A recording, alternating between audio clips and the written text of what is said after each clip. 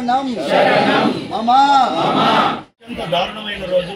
తిరుపతి వెంకన్న లడ్డూ లోపల కల్తీ అంటే అంతకంటే నీచమైన కృత్యం ఇంకోటి ఉండదు, అంతకంటే పాపిష్టి పని ఇంకొకటి ఉండదు.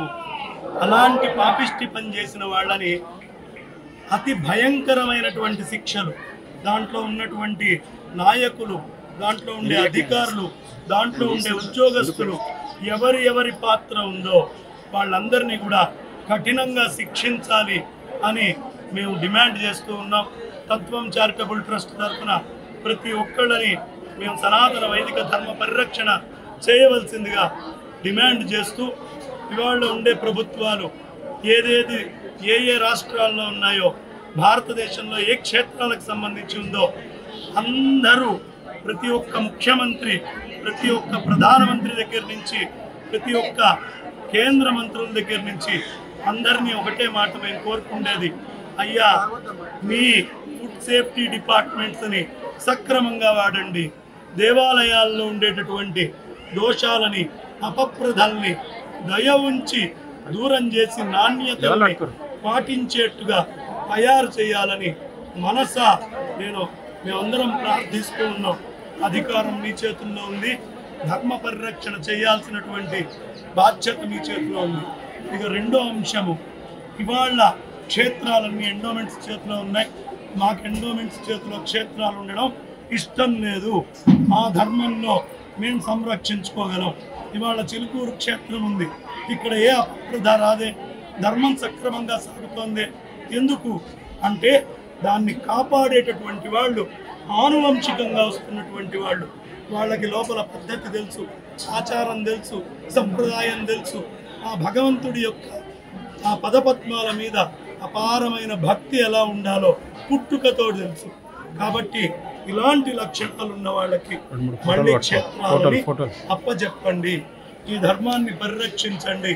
అయ్యా ఇవాళ గనక హిందువులందరం క్షేత్రాలను వెనక్కి తెచ్చుకోకపోతే భవిష్యత్తులో ఈ ధర్మానికి నామరూపాలు ఉండవు.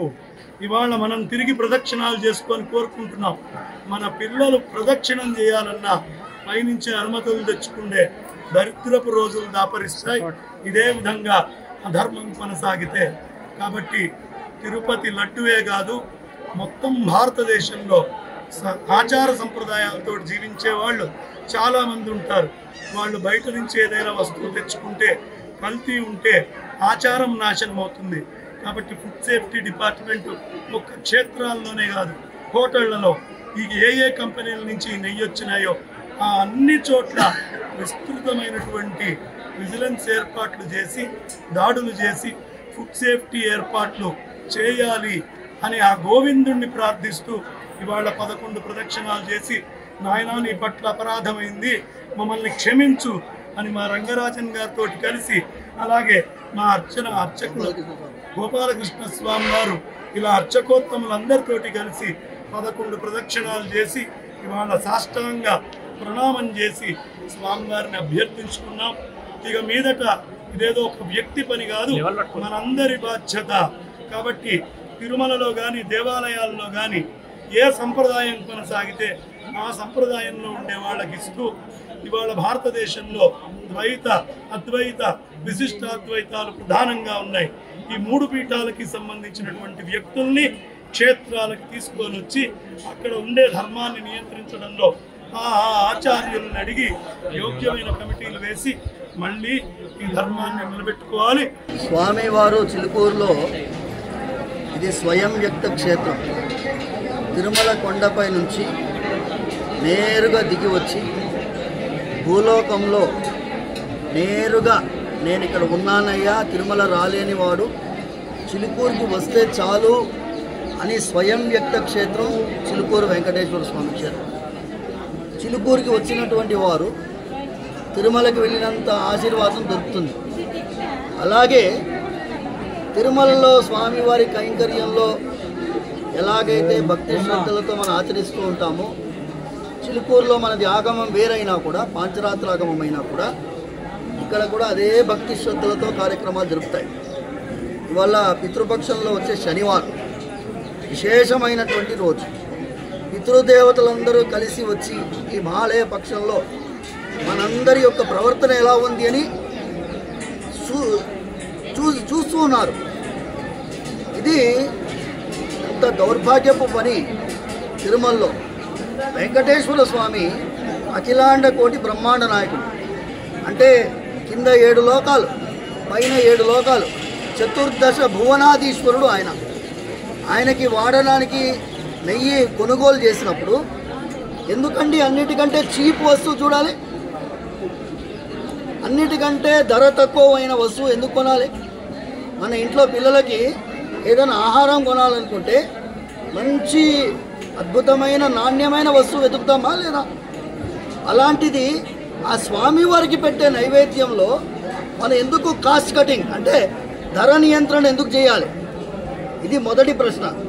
రెండవది, బంగారాయ శర్మ గారు చెప్పినట్టు ఒక అధికారి ఎలా నిర్ణయిస్తాడు ఏమి నైవేద్యం పెట్టాలి, ఎలా నైవేద్యం పెట్టాలి, ఎంత పెట్టాలి అనేది అధికారి నిర్ణయించేటటువంటి దౌర్భాగ్య స్థితి వాళ్ళు రాకూడదు. దీనికోసం 11 ప్రదక్షిణాలు చేశాం. 11 అనే సంఖ్య ప్రాయశ్చిత్తానికి సంఖ్య. ఏకాదశి మనం వ్రతం ఉంటాం, ఉపవాస దీక్ష ఉంటాం. అలాగే 11 అనేది విశ్వరూపాన్ని భగవద్గీతలో విశ్వరూపం ప్రదర్శించినటువంటి అది ఏకాదశాధ్యాయం. అలాగే మనం అందరం కూడా గుర్తుపెట్టుకోవాలి ప్రదక్షిణంలో ఉండే మహత్వం. ప్రచ్చిన్నత్తి భయం సర్వం, దకారః మోక్షదాయక, క్షికారః క్షీయతే పాపం, నకారం ఐశ్వర్యప్రదాయకం. 4 అక్షరాలు ప్రదక్షిణంలో. ప్రదక్షిణం ప్రచ్చినత్తి భయాలన్నీ పోగొడుతుంది. స్వామి నీకు చేసిన అపచారంలో మాకు ఏమి ఇబ్బంది వస్తుందో అని భయం, దాన్ని స్వామి క్షమించండి ప్రార్థించాం. మోక్షాన్ని ఇచ్చే దకారః మోక్షదాయక, క్షికారః క్షీయతే పాపం, పాపాలన్నిటినీ పోగొట్టేది ప్రదక్షిణం. ఈ పాపాలు అందరం పాలు పంచుకున్నాము. అక్కడ అధికారి కొంటున్నాడు అంటే మనందరం ఆయనకి అంత స్వాతంత్ర్యం ఇచ్చాం, మనందరం అందులో భాగస్వాములుగా ఉన్నాం కాబట్టి ఇవాళ బయటపడింది. కాబట్టి మనందరం 11 ప్రదక్షిణాలు చేశాము. మీరు మీ కుటుంబ సభ్యులు మీరందరూ కూడా మీ ఇంట్లో ఒక దీపం వెలిగించి, సాయంకాలం పూట కాబట్టి ఒక దీపం వెలిగించి ఆ దీపం ద్వారా దీపజ్యోతిలో మీరందరూ ప్రాయశ్చిత్తం చేసుకోవాలని మనస్ఫూర్తిగా ప్రార్థిస్తున్నాను. సర్వే జనా సుఖినో భవంతు, సమస్త సన్మంగళాని భవంతు. తస్మాత్ కారుణ్య భావేన రక్ష రక్ష జనార్దన మంత్రహీనం క్రియాహీనం భక్తిహీనం యదర్చనం తత్సర్వం క్షమ్యతాం తత్సర్వం క్షమ్యతాం దేవ దీనం మాం ఆత్మసాత్ కురు. దీని అర్థం ఏంటంటే స్వామి నీ తప్ప మాకెవరు దిక్కులేరు. మేము చేసే పూజలో ద్రవ్యలోపం ఉన్నా, భక్తి లోపం ఉన్నా, శ్రద్ధాలోపం ఉన్నా, నియమలోపం ఉన్నా, ద్రవ్యలోపం ఉన్నా మమ్మల్ని కరుణించు స్వామి. దీనం మేము దీనులము, మమ్మల్ని కరుణించు, రక్షించు స్వామి. అపరాధ సహస్రాణి క్రియంతే అహర్నిశం మయా దాసోయం ఇతి మాం మత్వా క్షమస్వ పురుషోత్తమ. కర చరణకృతం వాక్ కాయజం కర్మజం వా శ్రవణ నయనజం వా మానసం వా అపరాధం విదితం అవిదితం వా సర్వం ఏతత్ క్షమస్వ.